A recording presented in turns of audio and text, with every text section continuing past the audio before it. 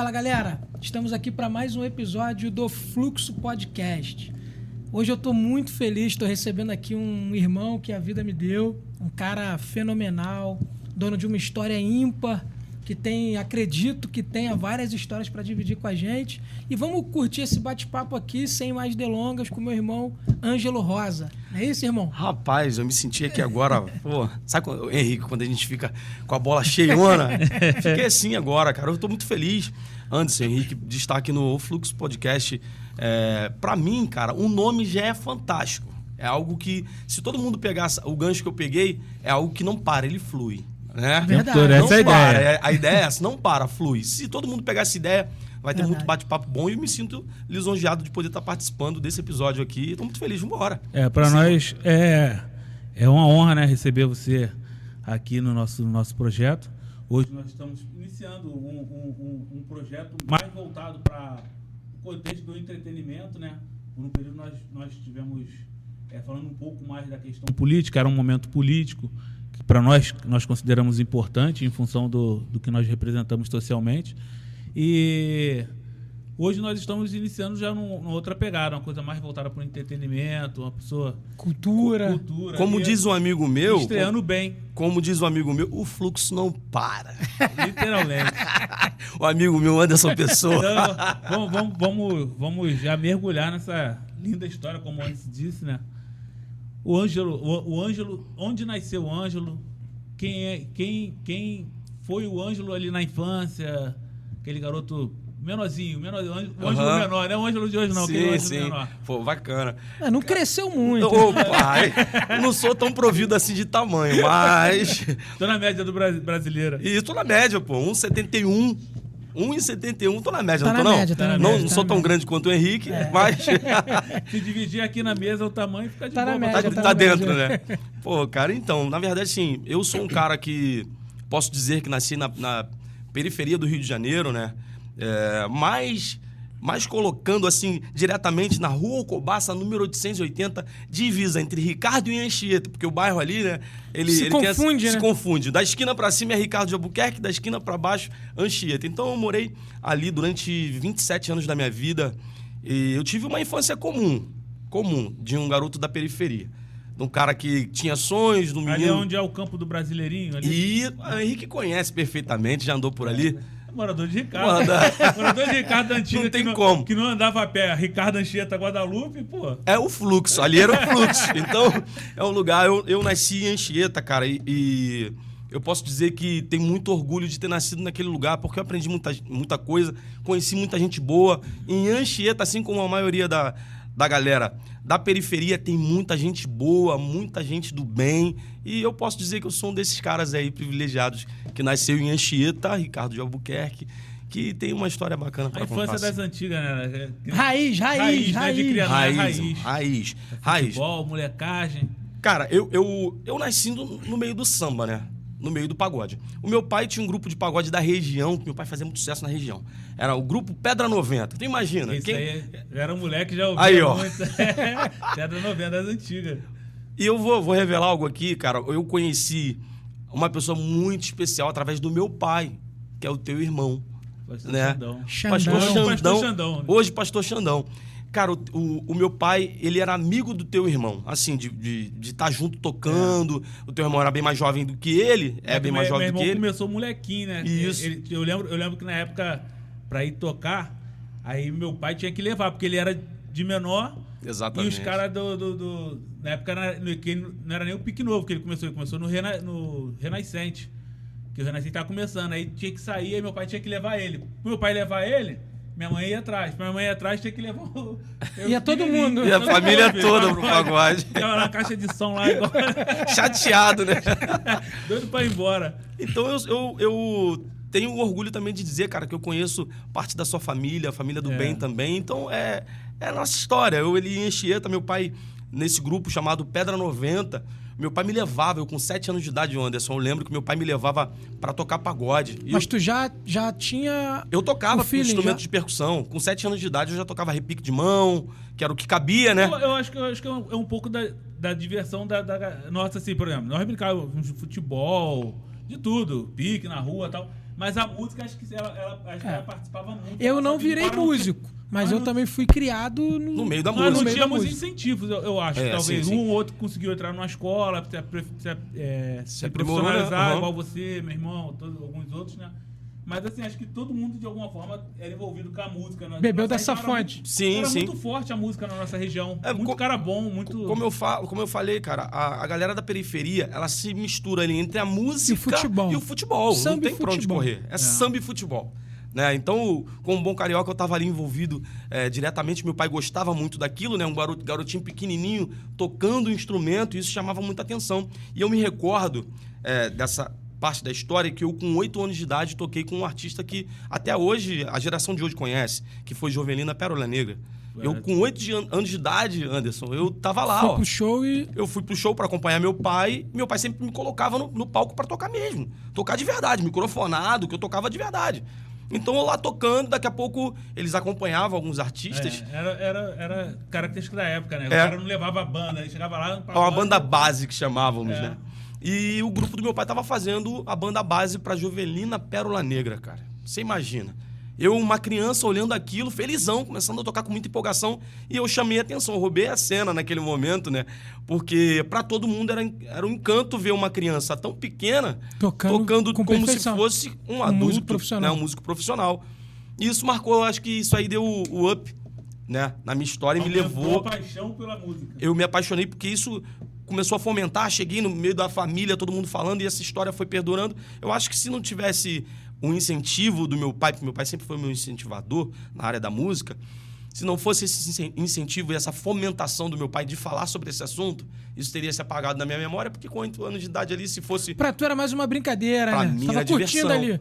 Mas não se tornou curtição porque eu tomei isso pra mim. Eu falei assim, caramba, eu toquei com a Jovelina. Falava pros meus amigos, toquei bem com a Jovelina Pérola Negra, aquela coisa toda. Ninguém acreditava muito, porque hoje, imagina, hoje eu falo isso, beleza, vai ao vento. Se é hoje, tu ia estar em todas as redes sociais. Naquela época... Foto, amigo. Hoje... né? Naquela época não tinha uma câmerazinha pra eu tirar uma foto, pra registrar, mas tá aí. Uma palavra de um homem, ela é bendita ali, colocada, ela vale. Com certeza. Então A semente estava ali. Tava ali. E eu fiz parte desse momento aí. Legal. Quando criança, eu tive esse momento e eu fiquei muito feliz porque hoje eu tendo entendimento do que foi pra mim a música, do que é a música. Esse momento que vivi com 8 anos de idade marcou e acho que deu esse start pra aí, tudo que eu vivi. nesse momento, nessa fase aí de 8, 10 anos, tu já tinha meio que definido que tu queria ser músico? Tipo, pô, meu irmão, vou seguir isso? Ou tu continuou nessa brincadeira e depois que você percebeu que ia ser isso? Não, eu acho que com 8 anos de idade ainda era muito diversão. Ainda era algo que eu ficava feliz de estar perto do meu pai. Tinha muito isso também. Pra mim, era uma forma de eu estar mais perto do meu pai. Que todo garoto pequeno, né, que gosta do que o pai faz, quer ali estar perto dele. E isso pra mim era uma forma de eu estar perto do meu pai. E tava ali. Eu acho que virou minha chave com 12 anos de idade. Que eu comecei a ficar maior e comecei a me apaixonar por outros instrumentos. Com 12 anos de idade, eu já comecei a olhar pro cavaquinho. Eu falei, caramba, que legal, cara. O cavaquinho é maneiro. A harmonia é diferente, te dá... abre o seu entendimento e as condições melhoram. E todo mundo... Havia uma brincadeira, né? O cara é marrento, parece até que toca cavaco e canta, né? Porque geralmente o cavaquinista que canta já é diferenciado. Então o cara tem uma marra, parece até que toca cavaco e canta. Então o sonho era tocar cavaquinho e cantar, né? Então eu comecei a olhar para essa área. Não foi o que eu caí aos 12 anos de idade que eu me inclinei, porque meu pai, ele gostava muito de montar... A ideia dele, Henrique, era de montar um grupo com a família. Tipo o pai do Michael Jackson. Exatamente. Só que o nível é meio diferente, né? Mas obrigado aí pela... E todo mundo apoiando. Todo mundo. Então... É primo que toca, o tio que toca, tá aí. O primeiro grupo que a gente Toda montou... festinha de casa, monta, Tem aí. Exatamente. Os artistas da família. A ideia era essa. E o primeiro grupo que nós montamos foi o Sorriso Moleque. Sorriso Moleque. Era eu, meu irmão mais velho, o Mazola, até mandar um abraço pra ele. Mazola, tamo junto, hein? Eu, Mazola, meu irmão, Indinho, que hoje faz parte do grupo 22 Minutos, era do Disfarce, montou o 22 Minutos. O Indinho e uma galera da área também ali.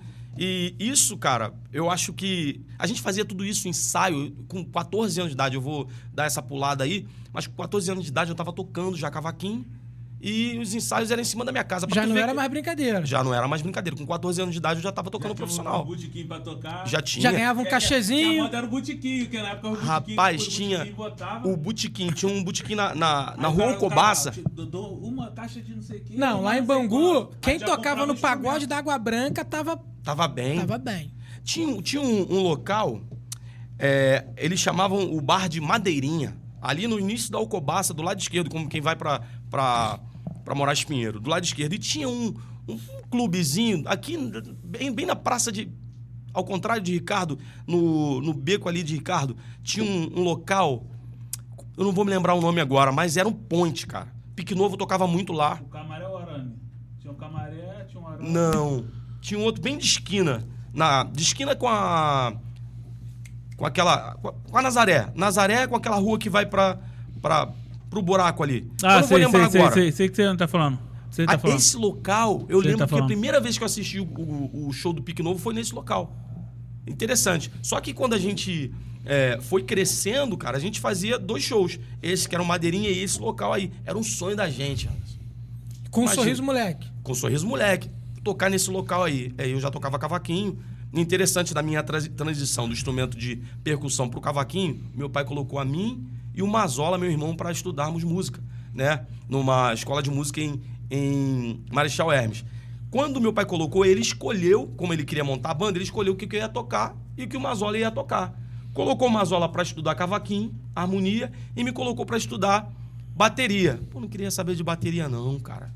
Eu olhava, era muito legal, mas a moda não era tocar cavaco, não era ser baterista, era tocar cavaco e cantar. Entendeu? Eu queria tocar cavaco e cantar. Aí meu pai viu que eu fluía. Eu tinha uma veia musical muito bacana, então aquilo que eu pegava ali eu fluía. Mas não era aquilo que eu fazia de muito coração. Um belo dia, cara, tô eu em casa. Eu lembro como se fosse hoje, Anderson.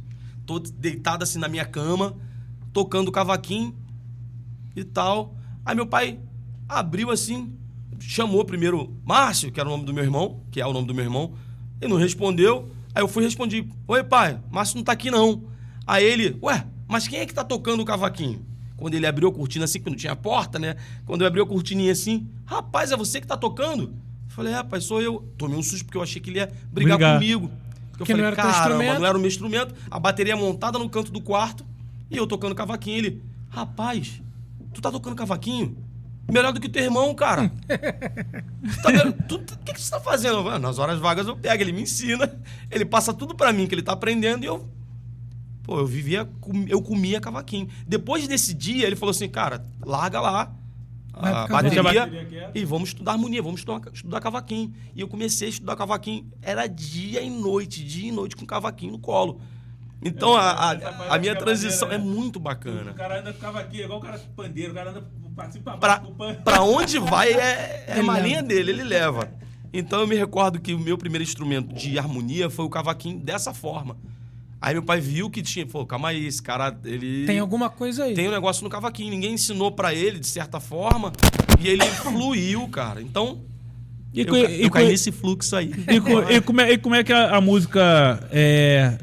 de maneira profissional chegou pra você, chegou na sua vida, assim? Como é que ela chegou na sua vida? Como é que foi esse pulo do Sorriso Moleque pro Nosso Sentimento? Então, o Indinho, a gente fazia parte desse mesmo grupo do Sorriso Moleque, e o Indinho sempre foi um cara, até parabenizar ele, porque eu acho que o Indinho foi a ponta para o início de muitos artistas que eu conheço hoje, como o Príncipe, o próprio Vitinho foi uma descoberta, vamos dizer assim. Claro que o Indinho ele não descobriu, já existia o Vitinho, mas o Indinho deu visibilidade. O Indinho deu visibilidade para o articulador. O Indinho até hoje. O Indinho é muito articulador. Ele é, e o até Indinho, hoje.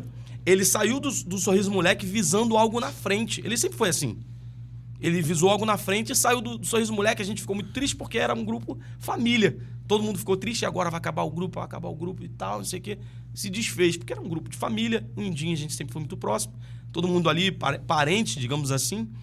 Mas o Indinho foi para um patamar acima, porque ele viu que aquilo podia ser o sustento da família dele, podia ser algo muito maior, o futuro dele.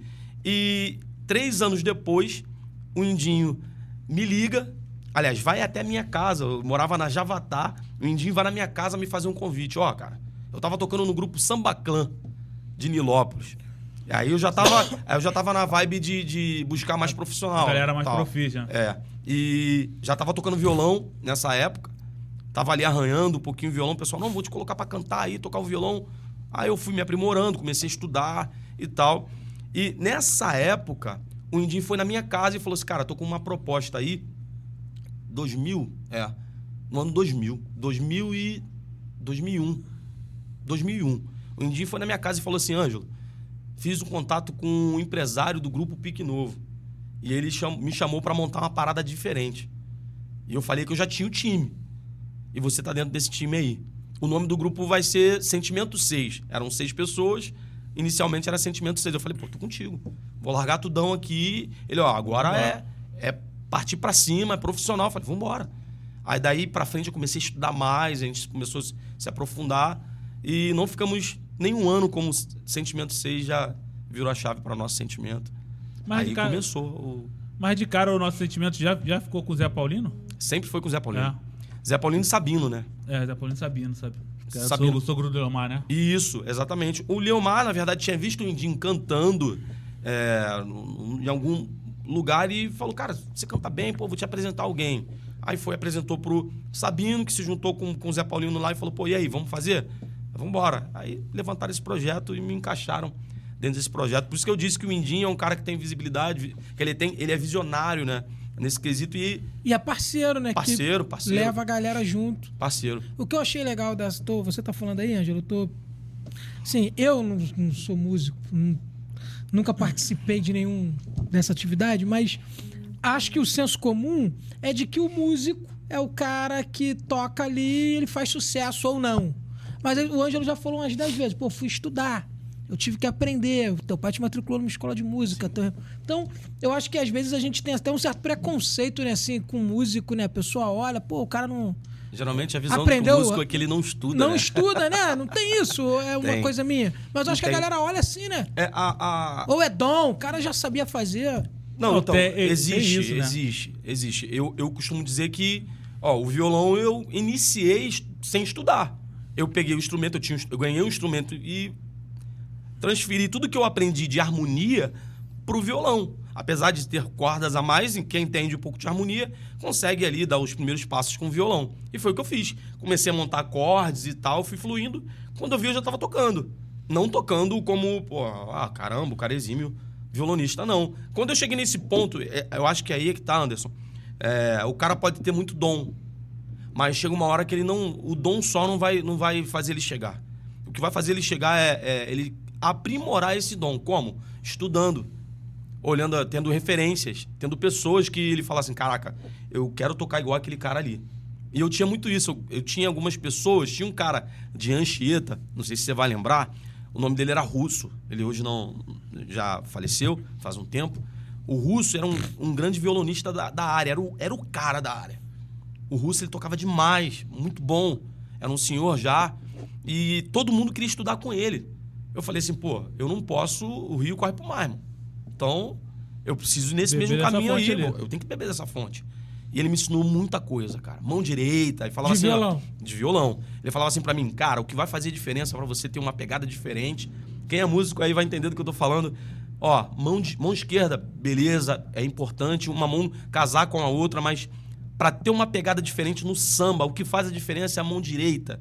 É o que dá o balanço, né? A gente fala, para dar o balanço é mão direita, irmão. Então estuda a tua mão direita para tu ter um balanço diferente, para ter uma pegada diferente, que vai agradar todo mundo quando te ouvir tocar, e fala assim, pô, que pegada diferente. Esse aí é o fulano. É marca. Entendi. Tem muito isso. E tem um cara, o Arcanjo, é um violonista que ele é da Elba Ramalho, se não me falha a memória. Se eu estiver enganado, aí me perdoe. É um cara que ele grava com todos os grandes artistas do samba, do pagode e do samba. Por quê? A mão direita do cara é incrível. Quando tu ouve o instrumento, tu fala assim, caramba, é o fulano. Sabe? Então, quando a gente ouve baixo, é aquele prateado. É exatamente isso. Tem essa já referência direta. E o meu alvo era isso. Não era só aquela coisa, pô, eu tenho talento, então basta, não basta ter o talento. Tem que aprimorar, tem que cair dentro. Acho que em tudo na vida, né? Trazendo assim para o contexto de vida, acho que em tudo na vida a gente recebe alguma parcela de Deus como dom, né?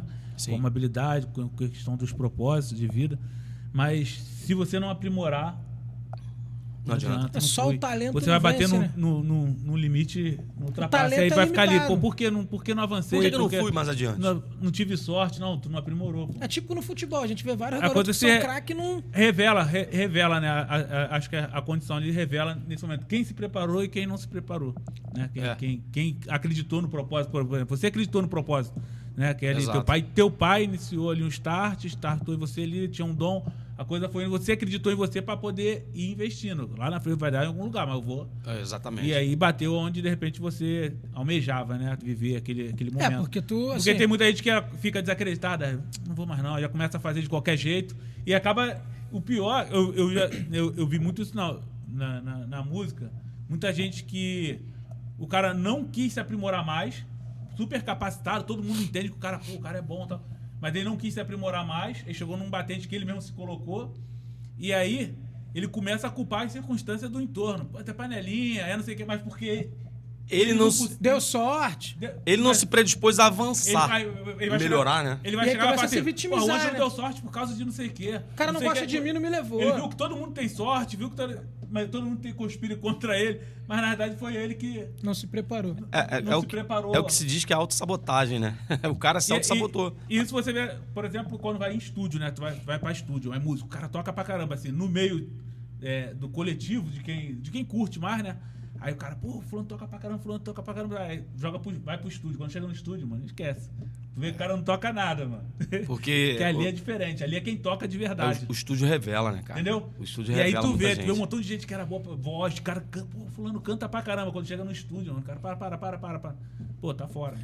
Tem que Aí tirar tu todo fala, mundo do "Caraca, estúdio, deixar o cara sozinho. Então, igual tratamento psicológico, cara, pô, tu vê assim e fala, caraca, eu achava que o cara cantava pra caramba, achava que o cara tocava pra caramba, e não é nada, entendeu? Mas essa aí você vê. tua virada, assim, 2001, o cara te chama pro projeto, tu vai, fica um mês como 6, né? Depois vira Nosso Sentimento. Não, na verdade ficou quase um ano. Quase um ano como nem um Sentimento ano com o 6. Sentimento 6. Aí como é que eu... Assim, o que me fascina muito, eu fico fascinado com a história das pessoas, é essa virada. Você era um cara anônimo, apesar de fazer sucesso regional, Sim. né? Tu tinha o sonho de conquistar a fama com a música, acho que é natural. Sim. Tu tá estudando, se aperfeiçoando para conquistar seus objetivos, ganhar dinheiro, ficar famoso. O que acho que todo jovem quer, né? Cada um na sua área, mas todo mundo quer ficar famoso, ganhar dinheiro. Como é que foi esse momento, assim, pro Ângelo, que saiu lá da Alcobaça? Pô, eu lembro de vocês na televisão, pô. É. Como é que é isso? Cara, foi mágico. Eu lembro muito bem como foi... A gente passou por muitos momentos tenebrosos, cara. Porque, assim... Como o Nosso Sentimento. O nosso sentimento começou a fluir. Cara, a gente é muito grato. Até hoje a gente chama o Leomar de padrinho, né? Ô, padrinho. Inclusive, vou mandar um beijo, Leomar, e galera do Pique Novo, um beijo pra vocês. De fato, foram os nossos padrinhos para esse início. Deram muita oportunidade pro Nosso Sentimento. E o Nosso Sentimento abria todos os shows do Pique Novo. Você imagina. Que era um fenômeno. Pique Novo era um fenômeno da época e a gente... Antes do Pique Novo subir, às vezes depois do Pique Novo tocar, a gente mantinha a bola tocando ali, fazendo muito a cara do que não tinha na época, que era um grupo de pagode que dançava, mas dançava mesmo, agitava, Botava a galera pra cima. botava a galera pra cima. O público cair. Frio. A gente preparava o terreno pro Pique Novo chegar e fazer o showzaço deles. Então a gente via o sucesso do Pique Novo o tempo todo e almejando aquilo. Caramba, a gente quer aquilo ali. E quando eu lembro que a nossa primeira música tocou na rádio, que de fato fez um sucesso, foi a música Pra Nós Dois. Música de Gustavo Lins. Uma música incrível, cara. Pum, estourou. Maneiro pra caramba. Primeiros 6 meses, a música batendo nas rádios, tocando muito. Dá uma palhinha aí, E cara. tô resfriado, ele vai me botar nessa prova. Mas vamos lá. Faltou o violão, né? Faltou o violão. Aquela coisa do ponto de equilíbrio ali. Mas, ó, isso aí é proposital pra eu voltar. Aí.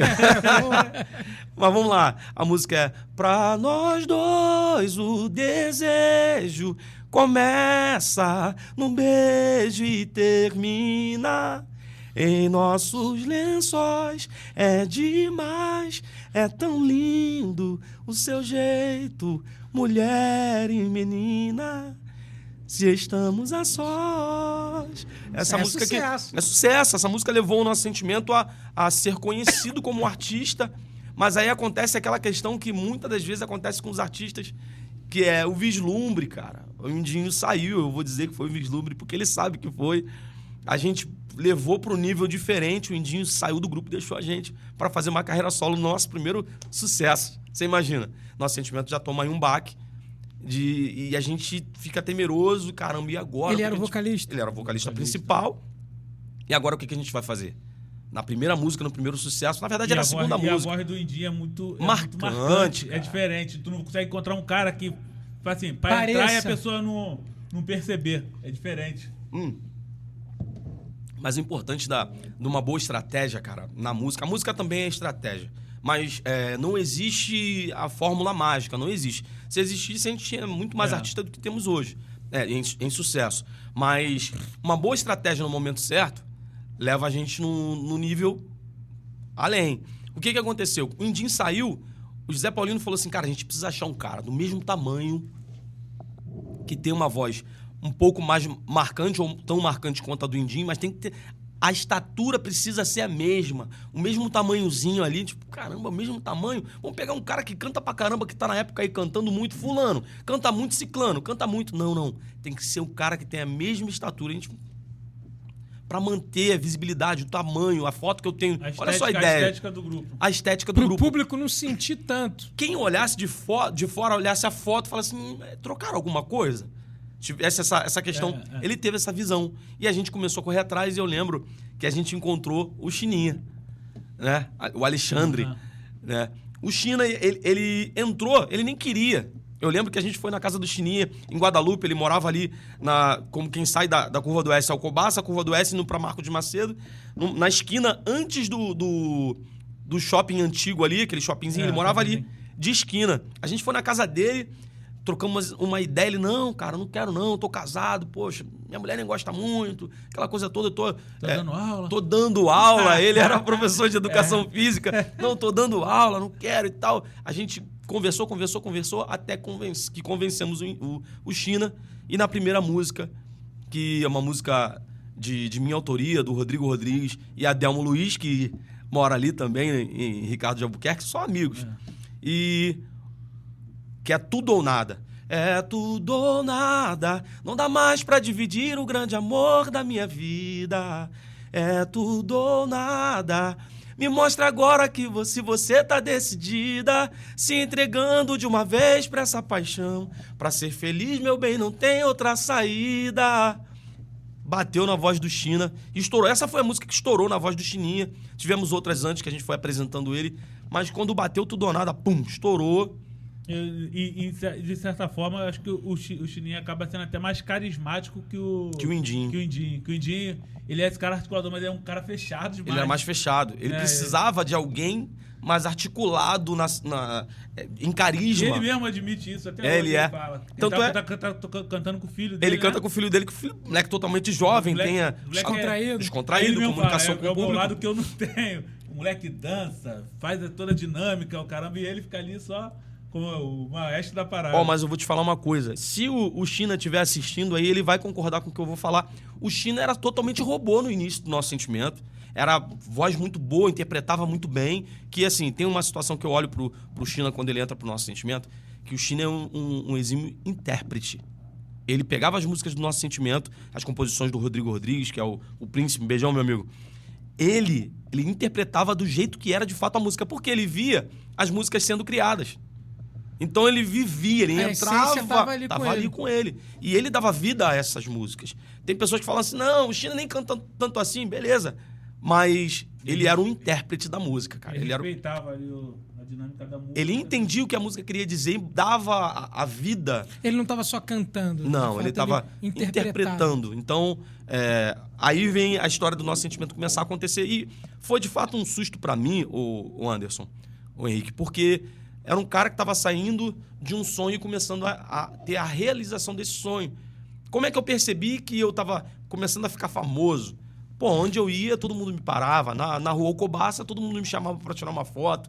Isso em 2002, 2003? Não, 2002 foi a época que a gente entrou. Demorou uns 4 anos. Acho que 2005 foi a época que a gente fez a primeira música que estourou com o Indinho. O Indinho saiu. 2006 tocou a primeira música com com China. Aí o negócio virou... Acho que é quando também você começa a sair da tua bolha, né? Exato. Aí tu começa a sair da bolha, tu já começa a perder contato com o teu meio ali, e tu só aparece ali de relance e a galera vindo. Exatamente. Aí tu, caraca, o negócio tá gigante. Pô, te vi não sei onde. Você sai, quando você... Eu acho que a galera vai concordar comigo aí. Quando você sai dessa bolha, uma hora você volta. É normal. Quando você volta na bolha... Tá gigante. Aí que você vê. É aí que você vê o resultado. É que eu falo, a coisa cresce de fora pra dentro. Não é de dentro pra fora. Não é de dentro pra Difícil, fora, falou difícil. tudo, Henrique. Não é de dentro pra fora, é de fora pra dentro. E aconteceu de fato com a gente assim. Quando eu voltei da minha primeira viagem, em 2007, cara. Em outubro de 2007. Eu não... o mês, a data, o dia eu não vou lembrar. Mas o mês era em outubro do ano de 2007. Que foi de fato o ano que eu me converti. Eu me converti com o estouro do Nosso Sentimento. Eu aceitei Jesus no ano do estouro do Nosso Sentimento. Do estouro que eu digo Brasil. No mês de outubro eu viajei para o Espírito Santo para fazer uma semana de shows lá. E nesse mês eu recebi o meu primeiro salário na semana, que contabilizava aí, acredito que um salário mínimo em uma semana, sem medo de errar.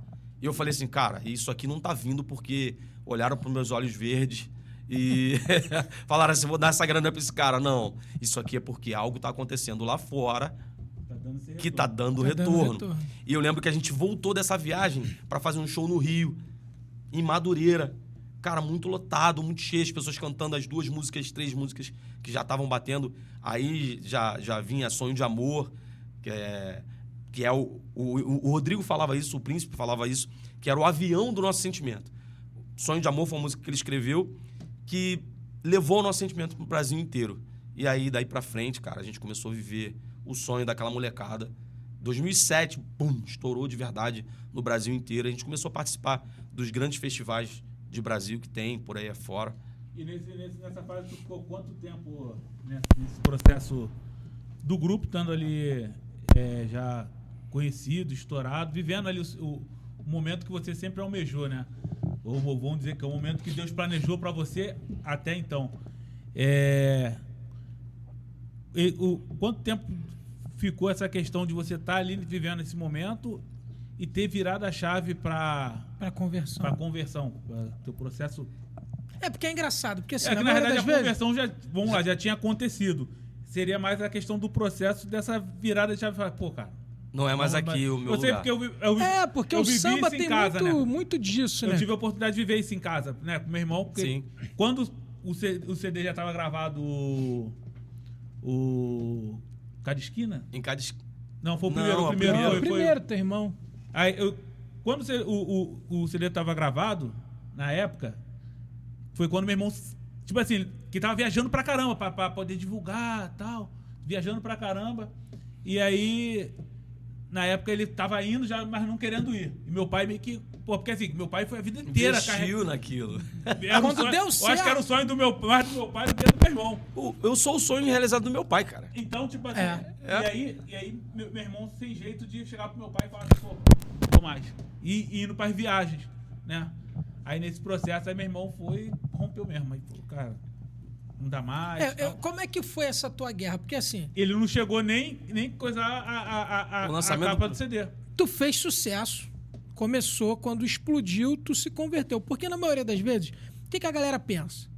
O cara quebrou, tá no ostracismo, e aí o cara se refugia na sombra da religião. Agora ele se converteu, né? Né? Agora que tá ruim. Não é isso? Não tem um pouco dessa coisa? Tem de que... sim. E a gente tem vários exemplos de vários artistas que fizeram sucesso, aí décadas passaram, eu não sei lá, não vou lembrar agora, mas a gente tem uma série de artistas que tentaram ir pro gospel e depois eles não deram certo também no gospel, aí saíram da igreja de novo.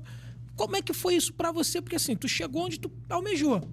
Como é que chegou Jesus na tua vida? Cara, ó, eu tenho Pra mim foi uma guerra, de fato uma guerra. Por quê? Em 2007, o Nosso Sentimento estoura e no final do ano eu me converto. E tinha uma confusão na minha cabeça que, cara, tu agora é crente, agora o que você faz aí?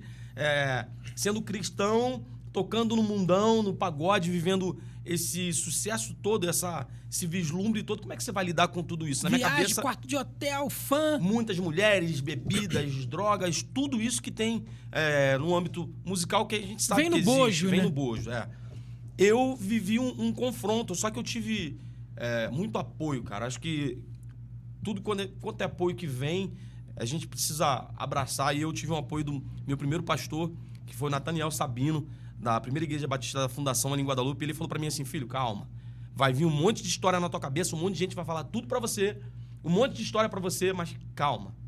Se estabiliza, conhece o que você tá vivendo hoje, que é o Evangelho, e no momento certo, Deus vai te dar direção. Eu digo pra vocês que durou 9 anos. Eu fiquei no nosso sentimento de 2007 a 2016. Final de 2015, eu tomei a decisão de sair do nosso sentimento. Nosso sentimento estava estouradíssimo, muito estourado. Pegou muita coisa ainda. Não, eu peguei todo o sucesso do nosso sentimento. Na verdade, o nosso sentimento... Saiu no período ali das crises, né? O nosso sentimento entrou em crise, e internamente havia uma crise muito grande. Há quem diga que não, mas teve muita crise dentro do nosso sentimento no ano de 2015. 2015 a gente estava com um CD Coração Bandido. Que CD incrível, eu digo pra vocês. O melhor CD, o melhor álbum do nosso sentimento. E esses dias aí, inclusive, não tem problema em dizer isso aqui, eu tava ouvindo esse álbum do nosso sentimento e falei assim, eu falei pra minha esposa, falei: caramba, amor, olha que CD com qualidade, gravado e produzido pelo Prateado. Que qualidade incrível. E eu saí nesse auge. 2015 era o cara do momento, era o Prateado. Era o sonho de todo músico.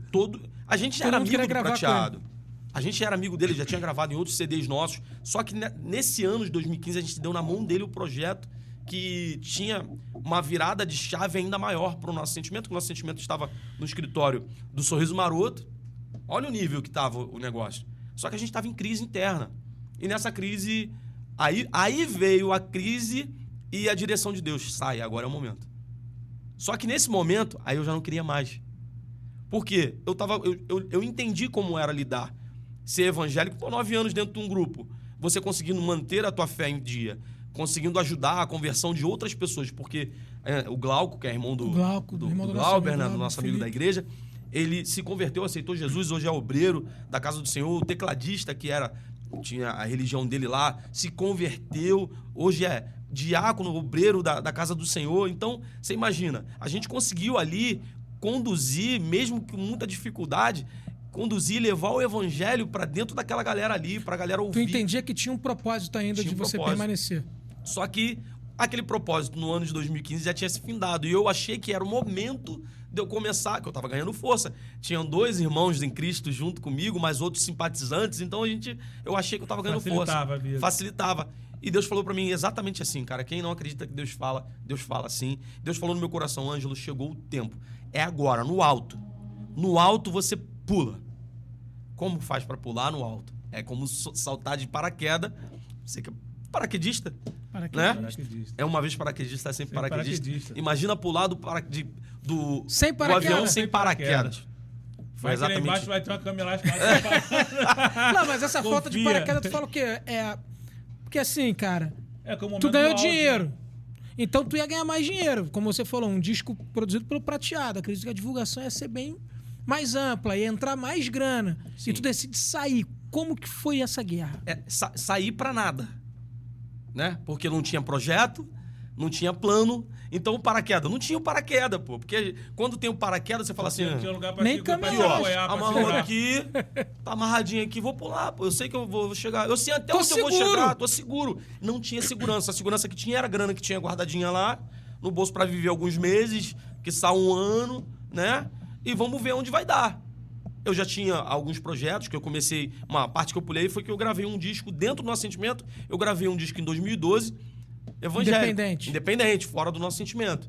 No dia do lançamento, o Glauco aceitou Jesus lá na primeira igreja batista da Fundação.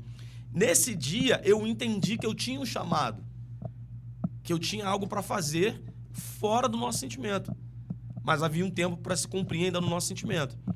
E quando houve essa virada, eu acreditei que eu ia começar, mas não tinha mochila, não tinha o paraquedas. Eu falei: Deus vai me tirar daqui eu vou começar a fazer sucesso. Na minha cabeça era assim. No gospel. No gospel vai dar certo, eu já tenho um CD gravado, estou com um projeto de outro CD na agulha, vou investir nisso e vai dar tudo certo. Aí é que o bicho pegou, irmão. Aí é que o bicho pegou, porque eu saí, a coisa não fluiu. Que a segurança que tu tinha era o teu trabalho. Era o meu trabalho. Só que não é tão simples assim, porque as contas começam a bater na sua porta. As dívidas chegam. E a música, em qualquer âmbito que seja, ela precisa fluir e acontecer. Você precisa construir uma história, né? E para construir uma história demanda tempo, investimento não só de grana, mas do seu tempo também no que você está fazendo, enfim. E eu tive que começar a correr atrás de uma outra coisa para sustentar minha família. Paralelamente, eu estava gravando meus projetos, mas aqui, ó, eu tinha que correr atrás para não deixar a peteca cair. E sem contar que tu era famoso, né? Sim. Não é qualquer lugar que tu vai, por exemplo, a gente tá falando de 2016, como você estava no auge da fama, todo mundo te conhecia. Mas chega uma hora, eu aí, Anderson, tive uma virada de chave que precisou acontecer em mim, na minha mente. Uma parada que eu nunca tive foi soberba. Eu nunca deixei a fama te vencer, né? me vencer. Por mais que em alguns momentos você se sente flutuando, porque a fama faz isso com você. Né? Eu sempre tive alguém para pegar no meu pé que, opa, Volta. pisa aqui no chão, cara. A realidade é aqui, eu fico aqui. Fica aqui. Eu sempre tive algumas pessoas do meu lado para fazer isso comigo, principalmente a minha esposa fazia muito isso comigo. Então, quando eu saí do Nosso Sentimento, 2016, no auge, estouradíssimo, eu tive algumas pessoas me apoiando, fluindo, só que eu vi que eu falei assim, cara, eu não posso viver no meu sonho. Eu tenho uma família para sustentar. Eu preciso começar a correr atrás para trabalhar com algo que vai trazer uma consistência para o sustento da minha casa. Mas esse momento aí foi muito difícil, porque eu trabalhei de tudo que você imaginar, cara. Eu trabalhei de ajudante de caminhão e foi um momento muito complexo, mas aqui eu acho que já deixo até um alerta para quem tá nessa virada de chave, cara. Não vai existir mundo mágico. Não existe um mundo mágico que você saiu desse ponto aqui e vai manter o teu padrão de vida aqui. Não existe esse mundo mágico. Não existe essa promessa. Promessa até existe, mas não existe essa realidade. Eu saí do Nosso Sentimento e vislumbrando continuar naquele padrão de vida, né? Por mais que eu dei alguns passos atrás, o meu vislumbre era continuar com o meu padrão de vida. Só que aí a minha ficha começou a cair e o que eu comecei a fazer? Correr atrás do sustento da minha casa. E o primeiro lugar que eu fui parar foi de ajudante de caminhão. E eu fui fazer entrega nos lugares onde pessoas eram fãs do Nosso Sentimento. Cara, isso era um choque. Era um choque porque... Porque a pessoa te via na TV... E agora esse cara... Cara, eu causava... E a pessoa imagina que tu é rico. Tá na televisão, exatamente. Tá cantando... Eu causava um choque tremendo, cara. Meu primeiro dia, carregando o carro às 5 e pouca da manhã, em São Cristóvão. Cheguei no lugar, todo mundo olhou, ih, esse cara não é do Nosso Sentimento. E o maior burburinho que nada, não é. Falei, sou eu mesmo, né? A história é longa e tal, brinquei com a rapaziada. Mas naquele momento ali eu tomei um impacto. Eu falei, caraca, cara, o que tá acontecendo comigo? O que eu fiz? E às vezes começa a bater meio que arrependimento da... E a desconfiança, querer né? voltar Claro. pro Egito lá. Né? A dúvida vem. Pô, meu irmão. E assim, não sei se aconteceu com você também, a pressão no teu entorno. Tipo assim, cara, volta tá maluco? Lá, tem nada a ver uma coisa com a outra. Teus E aí pais, teus irmãos. Você já vive essa crise lá no ambiente de trabalho, na rua, não sei o que, aí quando chega ali no teu ambiente ali, a mesma pressão. Cara, tinha necessidade, os meninos estão aí. Porque assim, na época, quando meu irmão saiu, aí ele deu um tempinho, umas 2, 3 semanas, e voltou de novo. Que aí foi o Leomar, a Cezinha, foi lá, não, cara, a gente tem o teu horário da igreja, a gente vai depois, não sei o quê. Tentaram fazer adaptação lá, passa avante e pega. Essa adaptação, ela não funciona. Essa adaptação fizeram comigo várias vezes. Aí ele aceitou lá a tal da adaptação lá, que pegava depois do culto, e passava, ia depois, enfim. Mas, tipo assim, quando chegava no ambiente já não tava... Já não era mais a mesma coisa. Não tava mais fluindo, né? Não tinha mais liga. Entendeu? Aí foi quando ele deu o cavaquinho pro Cezinha e tal, aí saiu de vez mesmo. Aí em casa, meu pai... Aí, tipo assim, aí vai ter que correr atrás de emprego agora. O que fez a vida toda? Tomou cavaquinho a vida toda, mano. Aí foi trabalhar numa empresa e... Aí, é isso que tu queria pra tua vida? Aí, os caras estão aí, ó. Aí aparecia Pique Novo na televisão, olha lá, onde era pra estar. Aí essa pressão... Além da externa, né? Com aquele sentimento assim que tem que ficar brincando pra poder deixar leve, tem a interna, mano, que aí é mais pesado. A interna é sempre mais pesada. Mais pesado, porque machuca. Mas é isso. A interna é que mais machuca. E as perguntas internas machucam. E aí, o que você vai fazer agora? O questionamento. Por que você fez isso, cara? Tu é doido? Tu tava estourado, cara. E agora? Aí como é que você... Isso. Pô, como é que você vai sustentar sua família? Você tem 3 filhos, cara. E aí, o que você vai fazer? Rapaz, é osso. Eu acho que o peso maior veio desse questionamento interno. Familiares, amigos próximos, né? Mas... E não é nem por maldade, né, cara? Porque realmente a pessoa que ela meio que quer ver o teu bem, tá vendo ali o mundão fascinante ali fora e porque na verdade não Deus só falou com teu ele, propósito. né, Então, aí Deus falou contigo. com ele, Como é que a pessoa vai entender isso? Não tem como. Porque quem ouviu a promessa que sustente, cara. É igual Noé, Deus mandou ele construir né? a A arca. pessoa tá ligado nisso. Que às vezes a pessoa tá em casa agora ouvindo aí e tem Esse impasse dentro dela, né? E é bacana falar isso. Agora. É bacana falar isso, porque assim, talvez você tenha uma promessa assim como eu tive. Da pessoa. Né? Se você recebeu essa promessa, fica com ela, cara. As pessoas que não ouviram não vão tratar da mesma forma que você vai tratar. Eu ouvi, eu sabia o que eu tinha escutado. Então eu tive que sustentar aquilo que eu ouvi até o fim. Não, porque assim, Ângelo, sabe qual é a dificuldade, Henrique e Ângelo, disso? É porque, na verdade, a maioria das pessoas, elas querem fazer o inverso. O cara quer ouvir uma promessa do seguinte: eu tô mal, tô no ostracismo aqui da minha profissão, e Deus falou comigo que eu vou migrar para essa profissão aqui e vou me dar bem. Aí o cara quer ir agora. Você viveu o contrário. Você estava no auge da tua vida profissional, ganhando dinheiro, aparecendo na televisão, fazendo sucesso, e você decidiu trabalhar de ajudante de caminhão. Não diretamente. Sim. Decidiu sair desse sucesso e a primeira coisa que apareceu foi ser ajudante de caminhão, tu foi. Isso é muito louco. É o inverso da lógica. Né? Mas é interessante. Até tem um texto em Ezequiel 37 que fala sobre o Vale de Ossos Secos, né? Deus leva Ezequiel a uma visão, a um vale de ossos secos, e nesse lugar que ele vê, a primeira coisa que ele vê são ossos secos. Só que nesse momento que ele vê ossos secos, Deus começa a falar para ele o que Deus vê. Né? Deus fala assim, beleza, você acredita que pode ter vida? Tu sabes. Ele diz que não, o Senhor sabe. Então faz o seguinte, profetiza. Então quando ele profetiza, começa a acontecer o sobrenatural, de osso se juntar ao osso, daqui a pouco o nervo. E no final, se forma um grande exército. Mas a visão veio de Deus para aquela pessoa, para Ezequiel. E às vezes é assim, começa no deserto, irmão. Começa num lugar cheio de osso seco. Ninguém começa do terraço, né? Ninguém começa. A obra não começa pelo terraço, meu amigo. E foi assim comigo, cara. Hoje eu tô na logística, algo que eu nunca imaginei, Anderson, Henrique. Eu nunca imaginei, apesar de viver uma logística todos os dias, né? Pega o avião assim, a van vai estar esperando em tal lugar assado, tal hora, ó. É uma logística. Mas hoje eu trabalhar internamente numa empresa grande no Brasil, dentro da logística, para mim não foi um sonho. Mas eu recebi uma palavra. E como eu falei aqui, que se você receber uma palavra, fica com ela, cara. Porque uma hora essa palavra vai se cumprir. Mas é necessário você buscar, se lançar, estar nos lugares necessários, ainda que esses lugares não sejam os melhores. O lugar de Ezequiel, Vale de Ossos Secos, ele não queria estar lá. Não é o lugar que você projetou, é o lugar que Deus projetou. Quer te usar lá. Exatamente. E eu recebi uma palavra que é o que o olho não viu, o ouvido não ouviu, nem subiu ao coração do homem. São as coisas que Deus tem preparado para aqueles que o amam. Quando eu ouvi essa palavra, eu tive essa direção, eu estava trabalhando como motorista. O motorista do caminhão, Felipe Cirilo, que eu era ajudante, ele falou para mim assim, Ângelo, cara, não sei se você vai querer. Pintou uma parada aí, lá no projeto Mevan. Cara, a galera jogou no grupo lá, tem uma vaga de motorista pro Mercado Livre. Eu fazendo propaganda aqui no Mercado Livre. Aí eu falei, cara, tô dentro, vambora.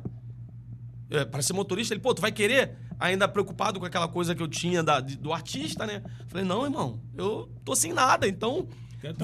Eu vou sair do ajudante para ser um motorista. Então, já subi um degrau. Subi um degrau. Respeitando, claro, a classe aí dos motoristas e ajudantes. Nada contra, mas profissionalmente é um grau que você vai aumentando. Dentro daquilo que você propôs vou ganhar fazer, mais. É um degrau. Né? É um degrau. Então, olha como Deus ele é fiel, cara. Eu passei no vale, aí, apareceu ali uma possibilidade desses ossos terem vida. Eu, caramba, acho que pode, hein? Aí passei a ser ajudante. Já do zero eu passei a ter alguma coisa.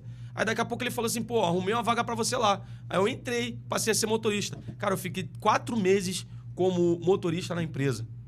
No 5º mês eu passei a ser o gestor de frota, porque o cara que tava vacilando, teve uns problemas lá com ele. Isso na Petit. Isso na Petit Transporte. Né? Eu nem falei o nome das empresas aqui. A Petit Transporte. Quando eu entrei pra Petit Transporte pra ser o gestor de frotas, pô, eu tinha 4 meses de empresa como motorista. Não tinha experiência nenhuma em gestão de frotas. Tínhamos 21 veículos na frota, uma quantidade muito grande para quem não tinha experiência. Aí eu comecei a lembrar, minha esposa me fez lembrar daquilo que Deus tinha falado sobre o que o olho não viu, o ouvido não ouviu, e nem subiu ao meu coração. Era o que Deus tinha preparado para mim. Eu falei, eu nunca imaginei, mas Deus já tinha imaginado. Eu não imaginei, mas Deus já projetou. Eu não sonhei, mas Deus já tinha feito. Aí eu comecei a acreditar nisso. Eu falei, pô, tô dentro. E comecei a trabalhar na Petit Transporte como gestor de frotas. E a coisa foi crescendo, Anderson. Henrique, de 21 foi para 54.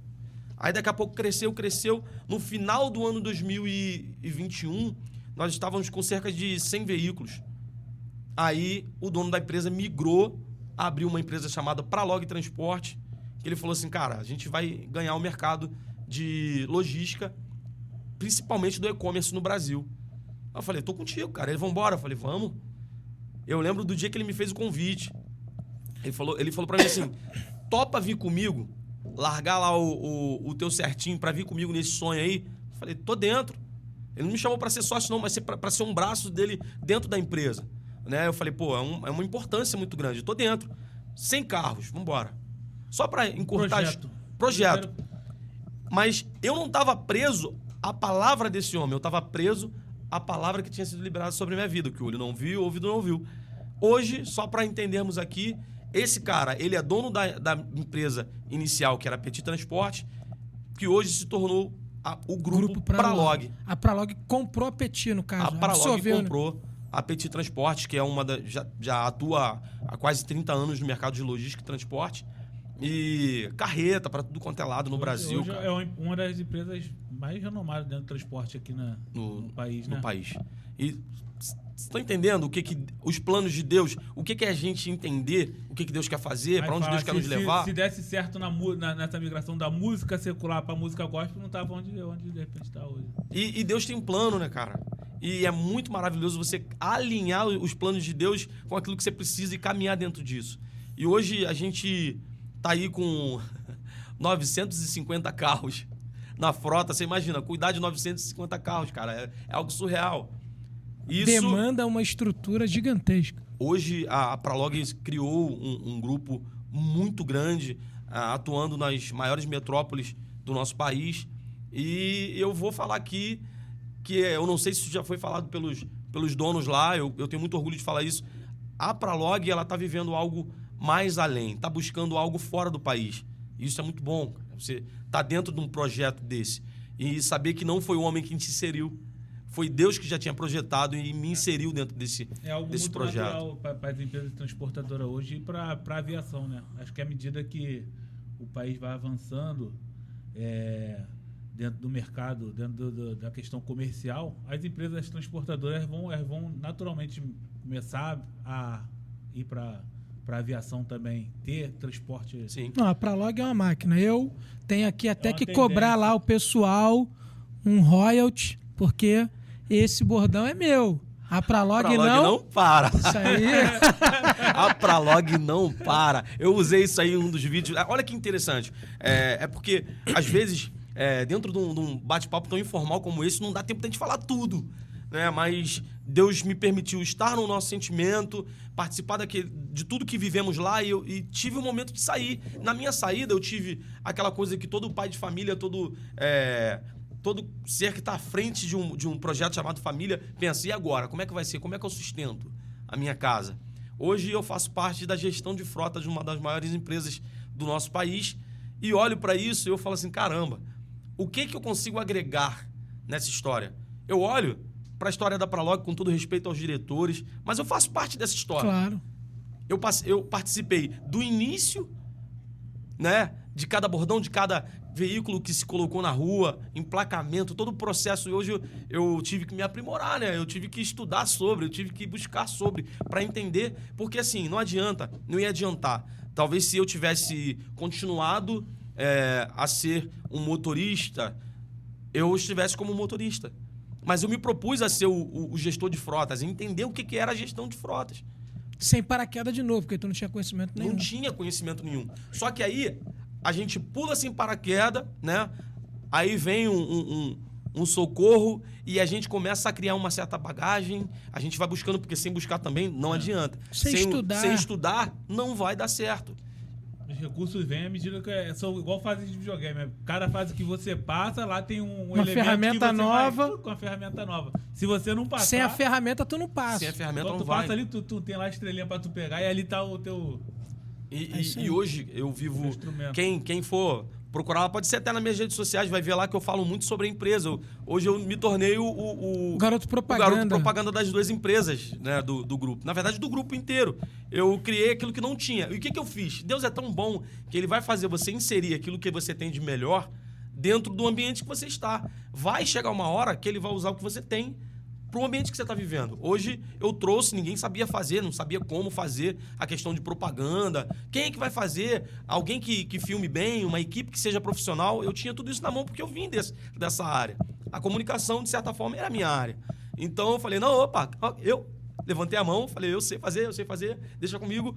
Criei um jingle, uma música que fala sobre a Pralog, e isso tem a minha marca, a minha característica dentro do grupo. E isso eu entendo que foi de fato que o olho não viu, o ouvido não ouviu e nem subiu no meu coração. Hoje eu faço parte desse projeto e tenho lá a minha marca, tem lá carimbado a marca do Ângelo. O que eu acho bacana dessa história dele do Ângelo na Pralog é que você falou aqui, Ângelo, anteriormente, que o teu maior medo era perder o teu estilo de vida, eu digo o teu padrão, né?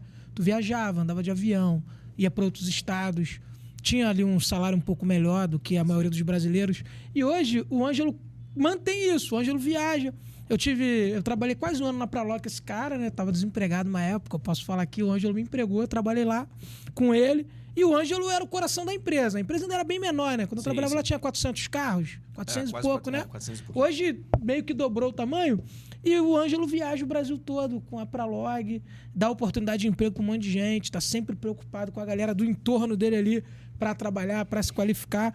E é isso que você falou, cara. Eu acho que Deus, essa preocupação que a gente tem de ficar desempregado, eu acho que quem é pai de família tem muito isso. Esse dia eu tive uma reunião com o Henrique e com outro amigo nosso. A gente muito preocupado com essa questão de um ou outro não ter emprego. E quando você consegue trabalhar numa área diferente, mas conseguir ter basicamente o mesmo padrão de vida, eu acho que você está realizado. Não sei se é assim que você se sente hoje.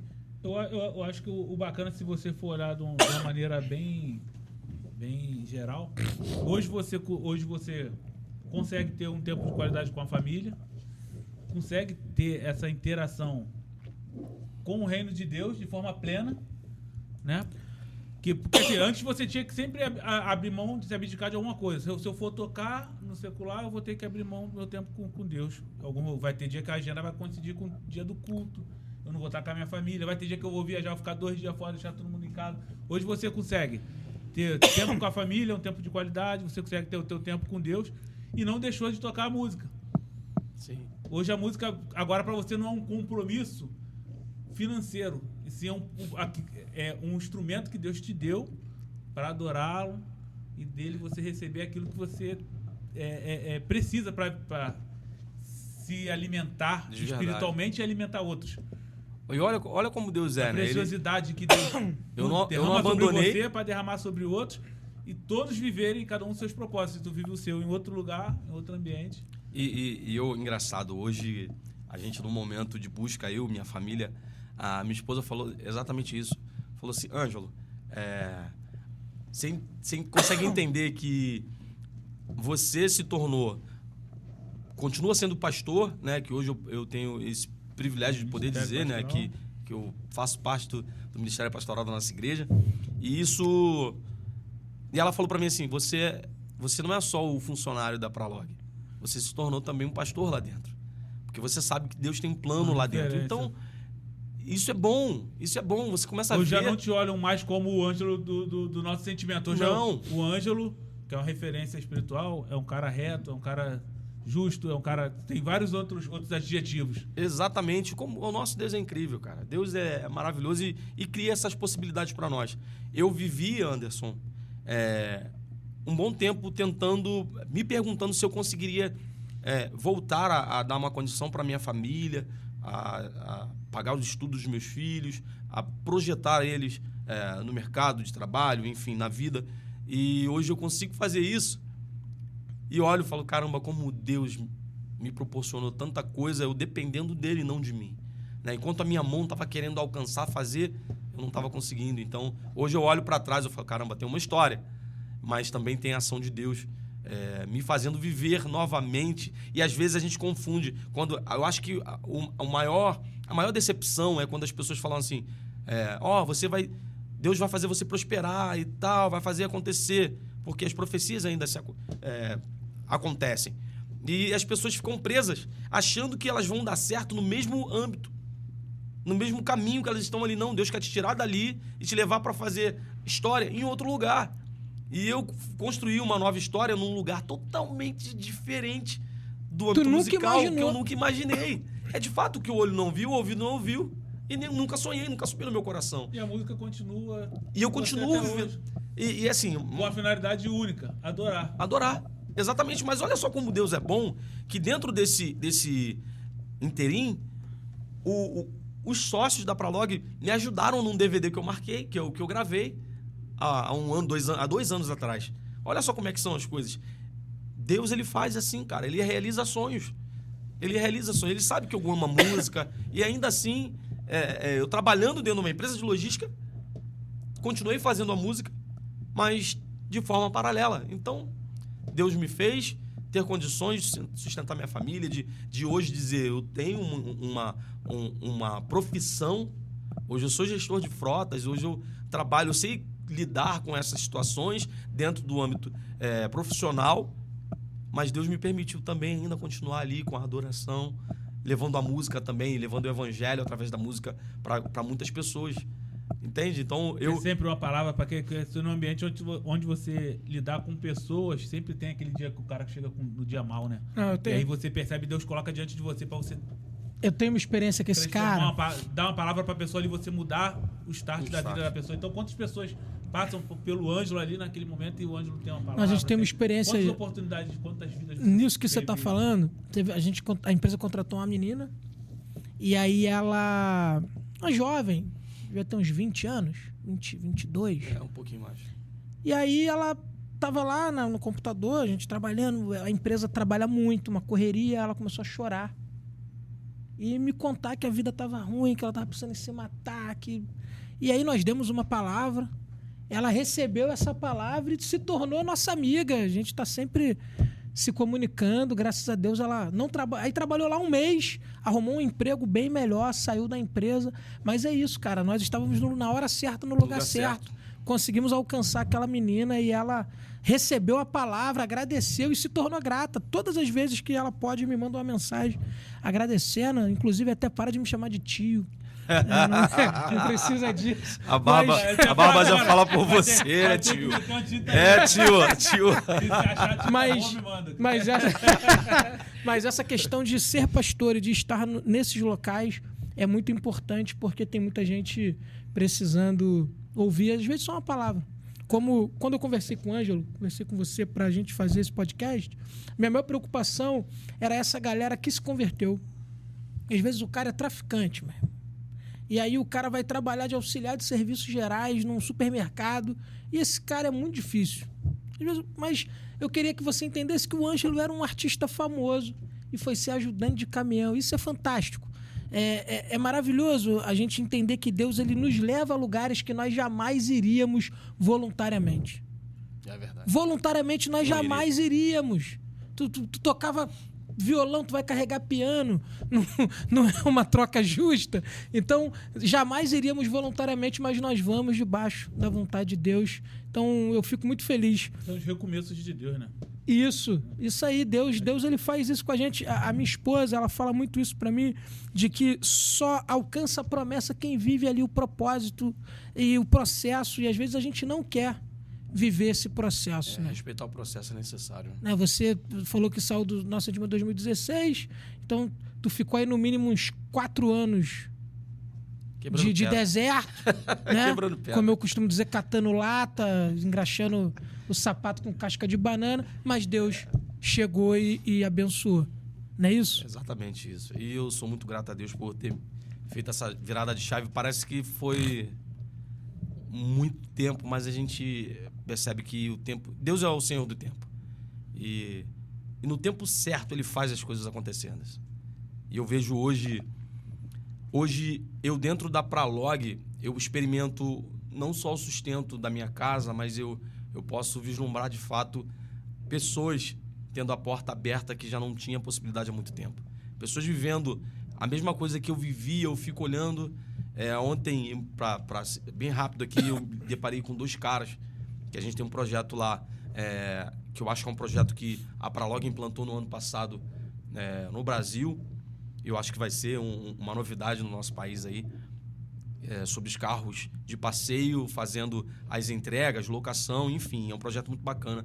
Que é a Pralog Rentals. Isso, é a Pralog Rentals. E o projeto chega num cara que tá com a porta fechada.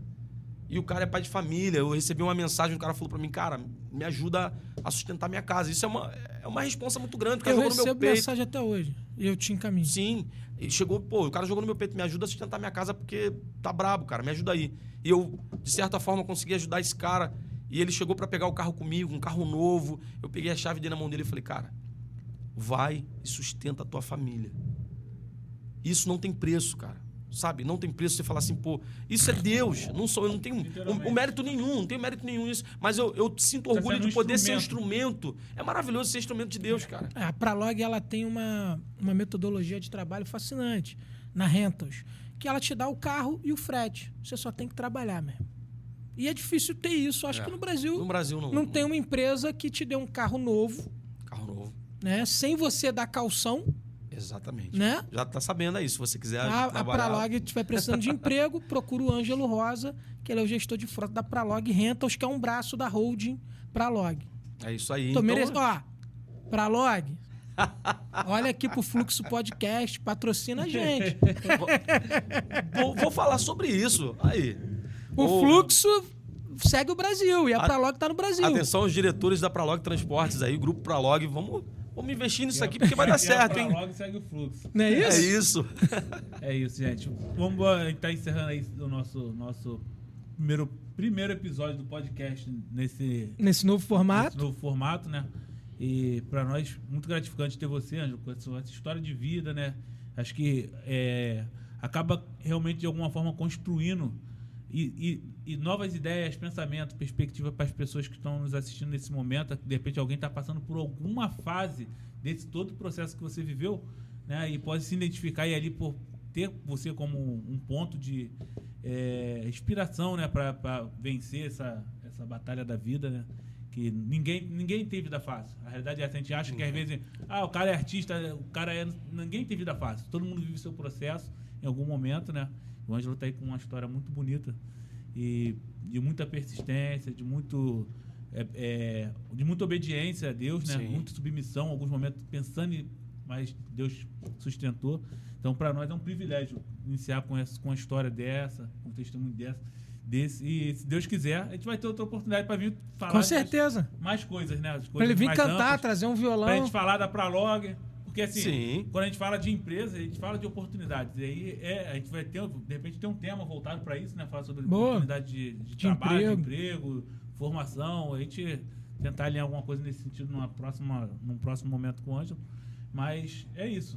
Vai ser um prazer eu poder estar aqui falando mais uma vez. Meus irmãos, a gente está nas considerações finais. Foi um bate-papo rápido, mas muito edificante. O Ângelo é pastor, junto comigo nós somos pastores auxiliares ali na Assembleia de Deus Tempo de Conquista, e para mim é uma honra poder servir a Deus ao lado desse cara que eu aprendo muito, que tem uma história de vida não só fascinante por conta desse desse bate-papo que ele dividiu aqui com vocês, mas que tem uma família linda, um cara que trabalha com casais, que está sempre voltado a ajudar, que ajuda sem querer nada em troca. É muito difícil hoje a gente achar pessoas que têm esse nível de altruísmo. Eu sempre falo pro Ângelo que eu gosto muito dele, da família dele, me dou muito bem com eles. E fico muito feliz não só de poder trazê-lo aqui no Fluxo, mas de poder ter a certeza de que a gente vai ter novos e outros projetos para tocar, não só aqui no podcast, mas em outras áreas. E te deixar ciente de que o Fluxo é constante e ele não para. E como eu sempre digo, segue o Fluxo. Deus abençoe. Ângelo, faz suas considerações finais, deixe suas redes sociais e se despedir do pessoal. Spotify, não esquece não. Opa, maravilha. Ó, você que quer ouvir o pagode gospel, que eu gravei um projeto em um pagode gospel, Ângelo Rosa, vai lá no Spotify, coloca lá, Ângelo Rosa. As minhas redes sociais, do meu Instagram é Ângelo Rosa Pastor. Cara, tem algo que é pra você lá, eu tenho certeza. Entra, curte, segue, compartilha. Meu canal no YouTube é Ângelo Rosa, cantor Ângelo Rosa.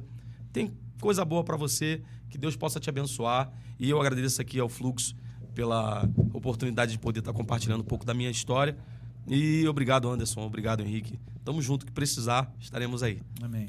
É isso aí, galera. Agradecemos, é isso. Ó, canal O Fluxo Podcast no YouTube, Instagram O Fluxo Podcast. Segue a gente, curte esse bate-papo. Vai estar lá no canal e vambora.